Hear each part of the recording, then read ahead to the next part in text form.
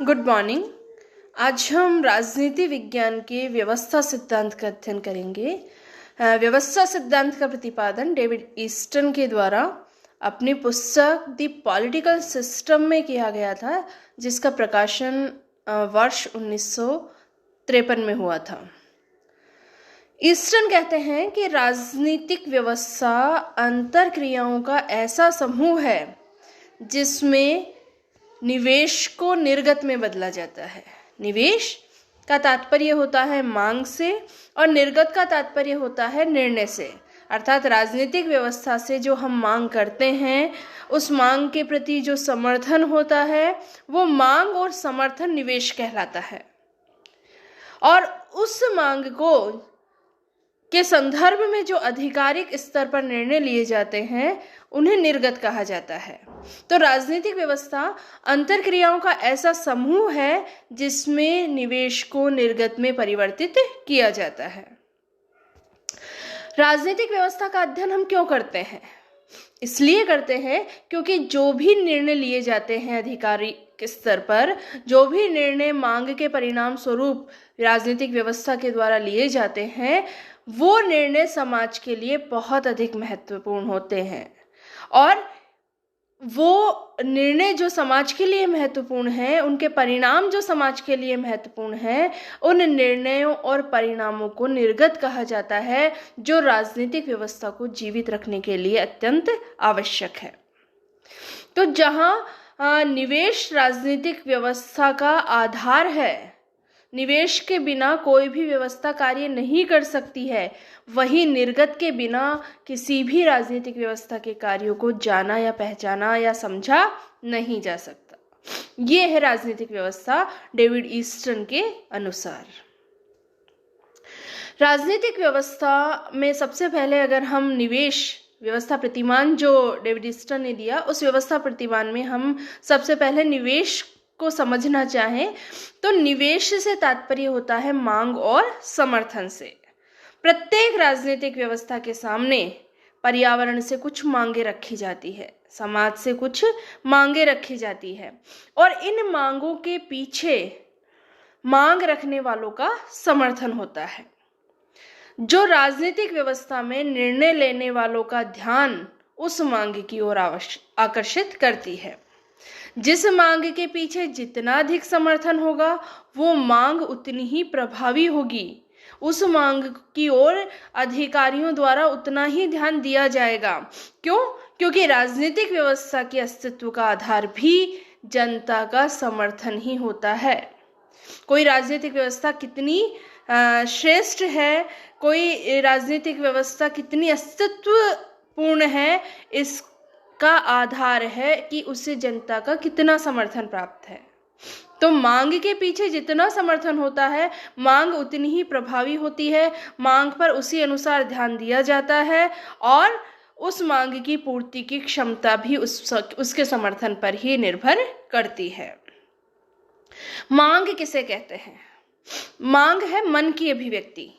मांग मन की अभिव्यक्ति है जिसके द्वारा किसी वस्तु विशेष के प्राधिकारिक आवंटन के लिए उन लोगों से जो इसको करने के लिए उत्तरदायी है कहा जाता है कि ऐसा होना चाहिए या नहीं होना चाहिए। ठीक है, हमारे मन की अभिव्यक्ति है। किसी वस्तु विशेष के आवंटन के लिए उन लोगों को कहा जाता है जो उसके लिए उत्तरदायी है, उसे मांग कहते हैं। मांग कई प्रकार की हो सकती है, संकीर्ण हो सकती है, विशिष्ट हो सकती है, सामान्य हो सकती है। ये सब उस मांग को व्यक्त करने वाले व्यक्तियों के उद्देश्यों पर निर्भर करता है। उस आधार पर यह तय होता है कि ये मांग संकीर्ण है, विशिष्ट है या सामान्य है। मांग के दो रूप होते हैं, ये सुझाव के रूप में हो सकती है या ये निर्देश के रूप में हो सकती है।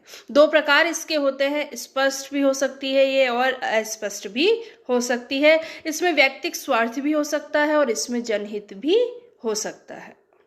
तो यह है निवेश का जो प्रथम बिंदु है मांग। दूसरा है समर्थन। समर्थन राजनीतिक व्यवस्था के लिए महत्वपूर्ण होता है, राजनीतिक व्यवस्था के अस्तित्व का आधार होता है। और मांग को प्रभावी बनाने का महत्वपूर्ण आधार भी समर्थन को ही माना जाता है। कार्य करने के लिए समर्थन का होना बहुत अधिक आवश्यक है। प्रत्येक राजनीतिक व्यवस्था कार्य करती है और कार्य करने के लिए जरूरी क्या है? समर्थन का होना। तो समर्थन एक मांग के साथ साथ एक महत्वपूर्ण निवेश समर्थन को भी माना गया है, जिसके होने या न होने के महत्वपूर्ण परिणाम निकलते हैं। अर्थात किसी मांग के पीछे समर्थन बहुत अधिक है तो वो मांग प्रभावपूर्ण तरीके से जल्दी स्वीकारी जाएगी, जल्दी उसके संदर्भ में निर्णय लिए जाएंगे। और जिस मांग के पीछे समर्थन प्रभावी नहीं है, कम है, अधिक नहीं है, तो वो मांग ज़्यादा प्रभावी नहीं रहेगी। तो समर्थन एक ऐसा बल है जो अधिकारियों का ध्यान मांग की ओर आकर्षित करता है। बिना समर्थन के मांग का कोई औचित्य नहीं है। समर्थन एक ऐसी कड़ी है जो राजनीतिक व्यवस्था को पर्यावरण से, जो राजनीतिक व्यवस्था को समाज से जोड़ती है। बिना समर्थन के मांग का कोई आधार नहीं है। इसके बाद आता है निर्गत। निर्गत क्या है?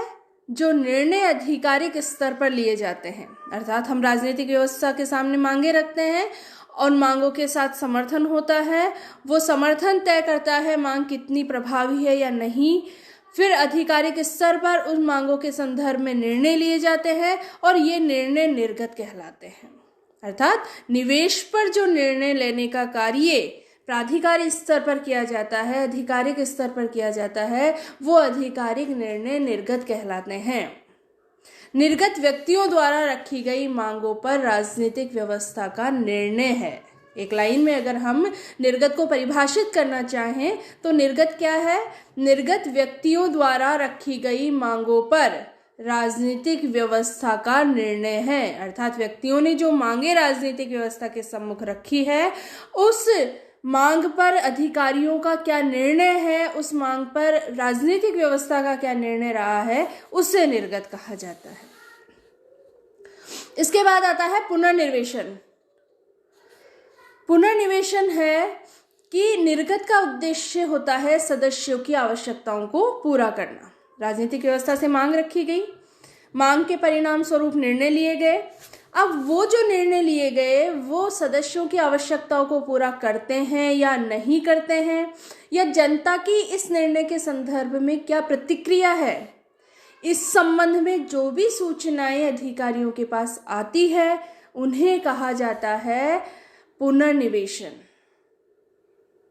ठीक है, जनता उस निर्णय के बारे में क्या सोचती है, जनता उस निर्णय से संतुष्ट है या नहीं है, ये सारी सूचनाएं राजनीतिक व्यवस्था में जब अधिकारियों के पास आती है तो उसे कहते हैं पुनर्निवेशन। फिर है पर्यावरण। पर्यावरण राजनीतिक व्यवस्था का महत्वपूर्ण घटक है।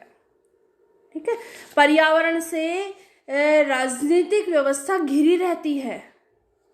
पर्यावरण से ही मांग उत्पन्न होती है, पर्यावरण में ही निर्णय लिए जाते हैं। तो सामाजिक पर्यावरण को देखने से स्पष्ट हो जाता है कि राजनीतिक व्यवस्था वातावरण, जैविक तत्व और समाज की पद्धतियों द्वारा सदैव प्रभावित होती रहती है। सभी प्रकार की राजनीतिक व्यवस्थाएं पर्यावरण से घिरी रहती है, पर्यावरण से प्रभावित होती है। तो इस तरह डेविड ईस्टन का जो व्यवस्था सिद्धांत है, जिसे हम निवेश निर्गत उपागम भी कहते हैं, ये राजनीतिक व्यवस्था के अर्थ, राजनीतिक व्यवस्था के प्रति हमारी मांग, राजनीतिक व्यवस्था में लिए गए आधिकारिक निर्णय, इन सभी को स्पष्ट करने का एक प्रयास है। धन्यवाद।